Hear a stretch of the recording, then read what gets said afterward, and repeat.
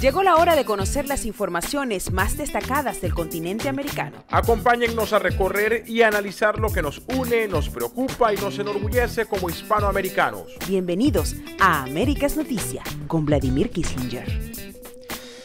Muy buenos días, feliz tarde y mejor noche para todas aquellas personas que nos están acompañando en una nueva oportunidad a través de Américas Noticia en una nueva ocasión, la número 645.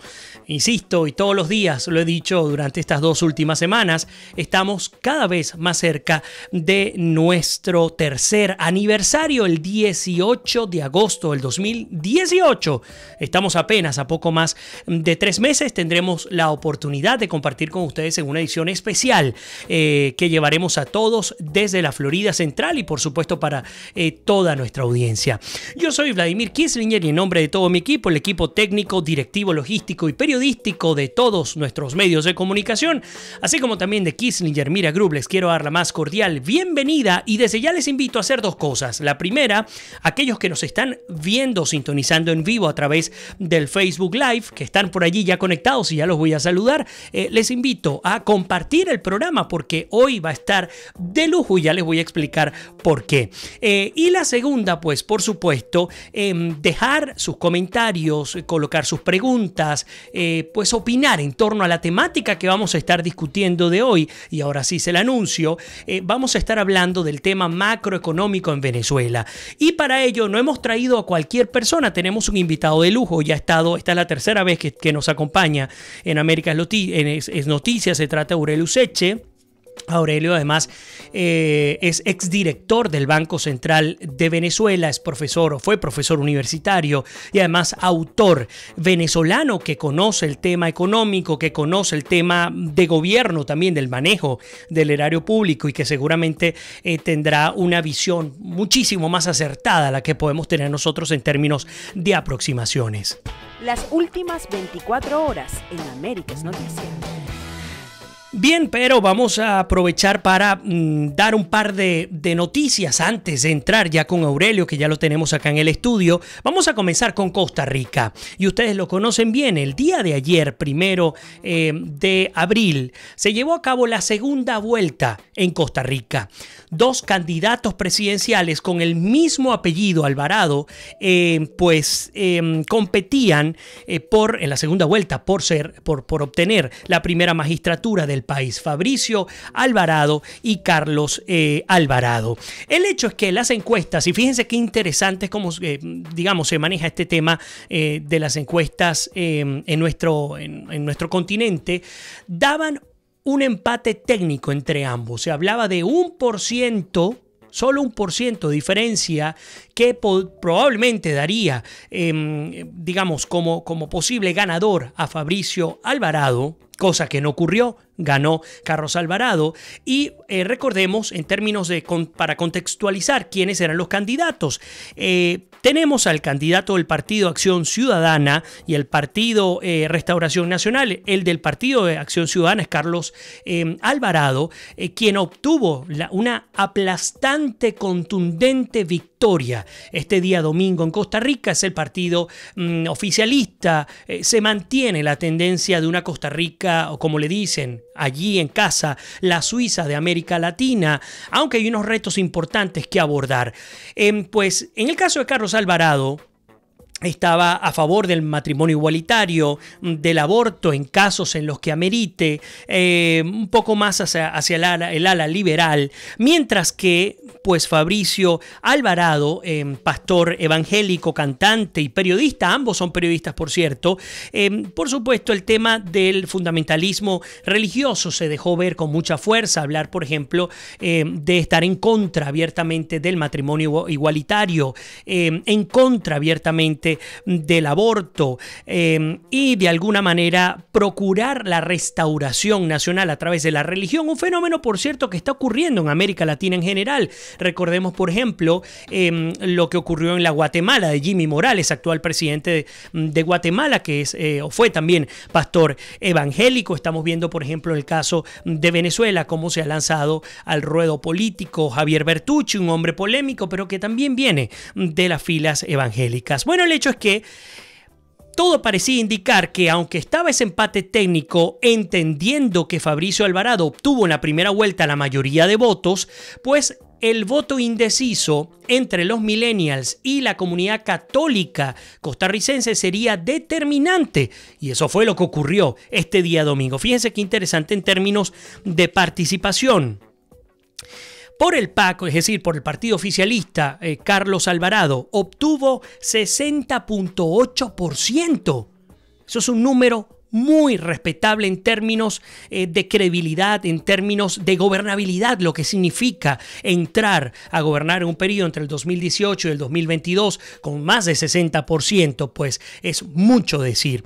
En el caso del partido confesional Restauración Nacional, el de Fabricio Alvarado, obtuvieron 39.2%, pero la participación, y esto es lo que quiero destacar, y lo hago sobre todo por hacerle seguimiento a lo que significa el tema de la abstención en América Latina. Ustedes saben que el 27 de mayo lo que se viene es muy fuerte en Colombia y lo que pasa en Colombia va a afectar al resto del continente. Bueno, pues todo parece indicar que en Colombia, así como se vivió el 11 de marzo en las elecciones al Congreso, todo parece indicar que en Colombia habrá una abstención de entre el 53 y el 55%. Es decir, la mayoría de los colombianos no van a ir a votar. Bueno, en el caso de los costarricenses, aquellos que no tienen fuerza militar, aquellos que se consideran la Suiza de América Latina, pues lo han demostrado de alguna manera. ¿Y por qué lo digo? No porque haya ganado necesariamente Carlos Alvarado, sino porque fue a votar el 67% de la población. Esto es un número que es poco común en nuestros países de América Latina y que cuando nos paramos todos los días acá en América Noticias a hablar de todos nuestros países decimos vamos a buscar las buenas prácticas, y una buena práctica es entender que 7 de cada 10 costarricenses salieron a votar este pasado 1 de abril. Ojalá que los colombianos, que los venezolanos, bueno, en otra realidad, la elección del 20 de mayo es sencillamente una fachada en Venezuela, pero cuando tengamos posibilidad de elegirnos, de contarnos democráticamente, no quede en manos del azar, ni de aquellos que sencillamente no vean en esta una opción válida para ejercer su derecho. Ahora fíjense que, y voy muy rápido porque tenemos a Aurelio acá y queremos aprovecharlo en cabina, 4 retos urgentes que al menos la BBC de Londres ha logrado identificar y queremos compartirlos. Ya voy a incorporar también los comentarios de todos ustedes. El primer gran reto que tiene que abordar Carlos Alvarado tiene que ver con el crecimiento del déficit fiscal y de la deuda externa en Costa Rica. Un elemento interesantísimo, por cierto, de cara a Venezuela, una de las primeras preguntas que vamos a abordar con nuestro invitado el día de hoy, con Aurelio Useche. El segundo tiene que ver con el deterioro de la seguridad. Por supuesto, algo común también para nuestro continente, pese a que Costa Rica goza de controles mucho más eficientes, mucho más efectivos, aún sin contar con la fuerza militar. El tercero, el que tiene que ver con la desigualdad en términos de clase, en términos de facilidad a la hora de acceder a los servicios, etc. Y, por supuesto, el número 4, que ya se venía discutiendo, tiene que ver con un país dividido. Y el mejor ejemplo fue la antítesis presentada en términos de ambos candidatos. Bien, el hecho es que a partir de esta nota ya nos gustaría entrar a conversar sobre el tema económico y aprovechamos la excusa de Costa Rica para primero darle la bienvenida a Aurelio Useche a su casa. Aurelio, bienvenido como Muchas siempre. Gracias. Una de las cosas, Aurelio, que nos llama mucho la atención y que de alguna manera lo vemos en el caso de Costa Rica, tiene que ver con el déficit fiscal. Y nos preguntamos, o por lo menos yo me pregunto, ¿por qué en algunos países el aumento del déficit fiscal funciona, tiene, digamos, obtienes un crecimiento a partir del déficit como el que se vivió? Llega, por ejemplo, Barack Obama al poder, si mal no recuerdo, en el 2008, con un país totalmente quebrado y endeudado, y él dice, hey, entre otras cosas hay que impulsar la economía con un muy grande déficit fiscal, y bueno, 2 periodos después, sin que necesariamente yo sea demócrata, los resultados están allí. Donald Trump recibe un país muy distinto al que recibió Barack Obama de manos de George Bush. Ahora, vemos en Costa Rica se presenta también este reto, pero nos vamos a Venezuela, y es que vimos durante el periodo de Chávez y por supuesto lo poco que queda, las migajas que quedan económicas en el periodo de Maduro, vemos que el déficit fiscal siempre ha estado allí repuntando. ¿Qué pasó en Venezuela y por qué el resultado no fue igual al de estos países? Mira, bueno, muchas gracias, Vladimir. Para hablar de economía y de macroeconomía, no podemos referirnos a un solo aspecto, porque los grandes ejes de una política económica consisten en tres grandes políticas. La política comercial, que tiene que ver con las relaciones del país con el comercio exterior. La política fiscal, que tiene que ver con el tema de los ingresos y el gasto fiscal. Y la política monetaria, que tiene que ver con el tema de la creación de dinero, la cantidad de dinero, de medios de pago que una economía debe tener, la estabilidad de precios y el manejo, en el caso nuestro, de las reservas internacionales del país en manos extranjeras. Esos tres aspectos tienen que concurrir, tienen que coordinarse para tener una política económica coherente. Repetimos, decías, la política comercial, que tiene que ver con el manejo de las relaciones del país, de comercio, de los bienes transables del país.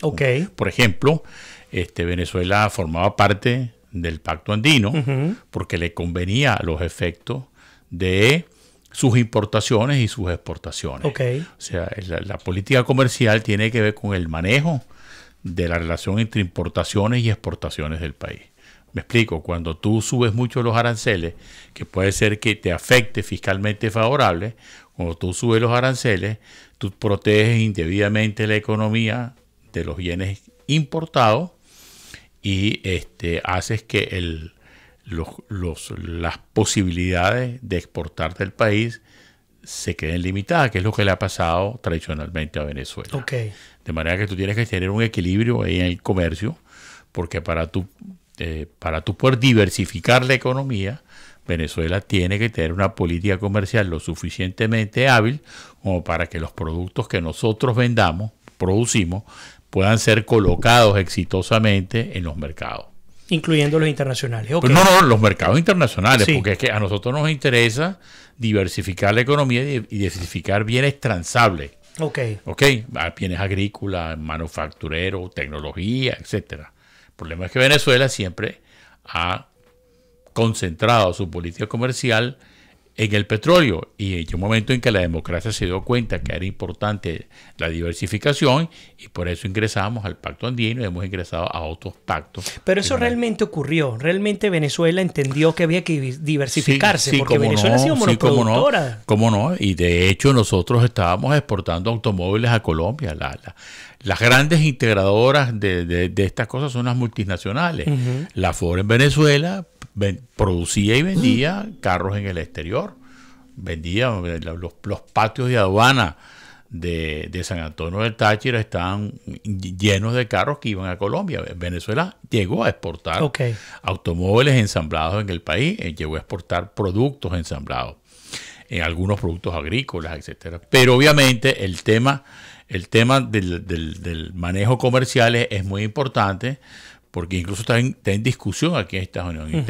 Bueno, lo hemos visto con las medidas. Trump acaba de decir que quiere proteger la industria nacional, subiendo los aranceles. Y lo ha hecho con China, nada más y nada menos, ¿no? Sí, pero eso a la larga es un error, porque tú estás introduciéndole al país ineficiencias de tu mercado que la estás protegiendo. Ahora, pero saltando el tema comercial al punto justamente del déficit, que me imagino que es el segundo elemento, ¿no? Entonces, fíjate, después tú tienes el problema de la política fiscal. ¿Qué es la política fiscal? La política fiscal tiene que ver con los ingresos del gobierno y cómo gasta el gobierno. Y el déficit fiscal es la diferencia entre ingresos y gastos del gobierno. Y el ingreso. Porque el gobierno es una unidad muy importante en cualquier economía del mundo. Es una unidad que consume y que gasta. Y que se financia de los impuestos, de lo que contribuye la gente. En Venezuela, llegó un momento en que el 60-70% de los ingresos fiscales correspondían a los ingresos de impuestos sobre la renta, regalías, etcétera, que se originaban en la industria petrolera, cuando el país podía exportar y cuando estaban dadas esas condiciones. Sin embargo, a lo que desde hace unos más de 20 años, 25, 35 años, el precio del petróleo empezó a fluctuar. Obviamente nosotros perdimos estabilidad en los ingresos fiscales por el petróleo y por eso hemos tenido, por eso salió 1900 del Viernes Negro, y del Viernes Negro para acá lo que hemos tenido es unas fluctuaciones enormes en los precios del petróleo. Claro, cuando el precio del petróleo sube, se supone que el déficit fiscal disminuye, pero también aumenta la propensión a gastar.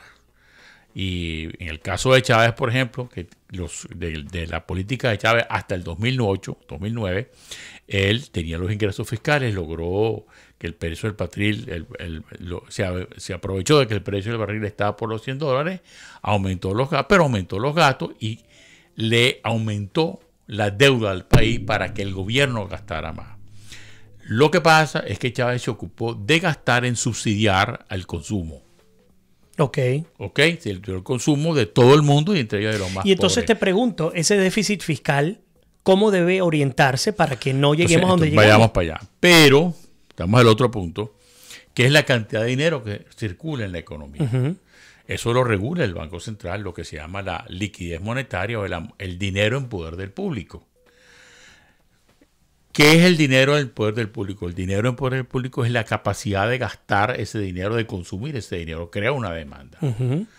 Cuando la cantidad de dinero que está en la economía es muy superior a la oferta de bienes y servicios que la economía puede dar, se produce un enorme desequilibrio entre oferta y demanda, claro. Y eso es lo que origina la inflación. ¿Qué pasa en Venezuela?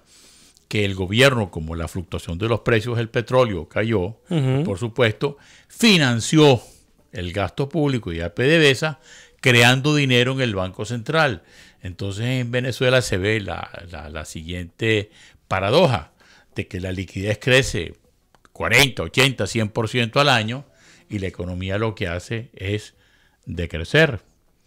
Y la economía decrece porque no hay inversión. Porque no hay inversión ni del gobierno ni de los privados. Claro. Porque en esas condiciones de hiperinflación no hay propensión de los privados a invertir y el gobierno está incapacitado. Entonces el déficit fiscal lo ha venido financiando el Banco Central de Venezuela y de PDVSA. Como PDVSA no pudo exportar más la cantidad, entonces el Banco Central le presta dinero a PDVSA. De paso, uh-huh, que es la violación más burda que se puede examinar de una ley del Banco Central en cualquier parte del mundo, incluso en Venezuela es inconstitucional. Cuando fuiste director no se aplicaba. Nunca el Banco Central ha financiado el déficit fiscal hasta que llegó Chávez. Nunca. Chávez abrió la puerta de la utilización del Banco Central como financiamiento del gobierno. Como caja chica. Como caja chica. Y el Banco Central no tiene, el Banco Central crea dinero, imprime dinero. ¿Entiendes? Y eso es lo que crea la hiperinflación. Entonces, estas tres políticas tienen que estar acompasadas entre sí y eso es lo que se llama la estabilidad monetaria, la estabilidad macroeconómica. Okay. La estabilidad macroeconómica es la coordinación de las políticas, lo cual no significa que la política monetaria y la política fiscal vayan hacia un mismo sentido. Me explico. Uh-huh. Cuando hay mucha liquidez en la economía, porque el gasto público cuando el gobierno paga sueldo, paga servicios, etcétera, ¿no? Entonces, cuando el efecto del gobierno hay aumento de la liquidez, el Banco Central recoge liquidez. ¿Ok? ¿Cómo hace? Bueno, tiene instrumentos monetarios para recoger liquidez, hace el encaje legal y otras cosas. Se nos ha olvidado el tema cambiario, que es muy importante. El tema cambiario, si tú no tienes libertad cambiaria en el país, si tú, Vladimir, el otro, no tiene capacidad de tener dólares y los dólares nada más lo tiene el Banco Central, que es lo que pretende la economía, los dólares que tiene el sector privado están fuera del país y no forman parte del torrente de intercambio entre bienes y servicios. O sea, si yo soy exportador de servicios, vamos a suponer, yo exporto guitarras, que estoy viendo la guitarra en Venezuela. a mí el Banco Central me obliga a vender el valor de las exportaciones al tipo de cambio de control. Entonces, ¿qué hago yo? Pues simplemente no lo hago. Claro. Simplemente no lo hago. Entonces, lo lógico sería, como sucede en los países que tienen libertad cambiaria. Por el caso de Colombia, por ejemplo, en Colombia hay absoluta libertad cambiaria. Y entonces el exportador, cuando requiere de moneda local para pagar sus servicios, pues lo vende en el mercado. Cuando requiere comprar dólares para importar, para invertir, los compra en el mercado. Claro. Y él tiene su reserva. Cada operador económico tiene sus propias reservas internacionales. Y las del país son para el funcionamiento del Estado, del gobierno, del Estado central, que requiere también divisas, pero no necesariamente todas las divisas del país tiene que estar en el Banco Central. Claro. Bien, quiero incorporar los comentarios, los saludos. Veo que, Mario Guillermo Mazone nos acompaña, Oscar Moncada también, Jaime Ortiz, Carlos Pérez Delgado, Sarid Méndez, por ahí Berta María Arajo también, Elias Prato, Mónica Salazar, Ana Carolina Llavanera nos saluda también, Arsenia Prieto nos envía saludos, Judith justamente nos dice, feliz semana. A ver, por acá, Ana Carolina Llavanera nos dice, nuestro país, qué dolor. Ricarda Rodríguez también presente, Luis Alberto Bonillo. Oscar también dice, qué bueno por Costa Rica, hablando del tema al arrancar el programa. Oilda Fernández nos saluda también desde Roermond, en Holanda. Paola Moncada, Reinaldo Rincón. Luis Alberto Bonillo nos dice, nos reporta que el volumen está bajo. Me gustaría si ahora sí lo escuchan de manera correcta. Yo por lo menos tengo el monitor y está llegando de manera correcta. A ver, Pedro Fernández nos dice, Aurelio, el problema es que no le hicieron caso a Arturo Uslar Pietri y gastaron cada centavo generado por el ingreso petrolero, y no fue en inversión productiva, sino en gasto por subsidio sin retorno. Tamarindo también dice, hasta el oro se robaron, mientras que Ana Carolina nos dice, recuerdo que Venezuela era parte del CAF. Economía sin sectores de producción, todas las fábricas cerraron sin materia prima, un caos. Recuerdo las fábricas pues que nosotras conocimos, las fábricas de la OCF, de Chiclets Adams, de Chocolate La India, entre otros, fábricas que estas funcionan, pues ninguna. Recuerdos de la infancia nos los comenta.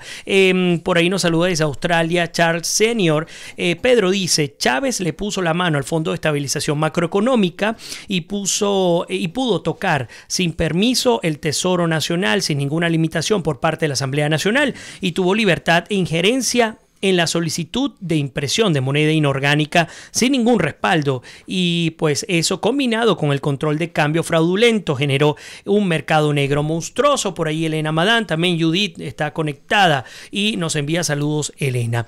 Aurelio, nos toca hacer la primera pausa y quiero mantenerme en el tema déficit fiscal. Okay. Y Pedro dijo algo con lo que coincido.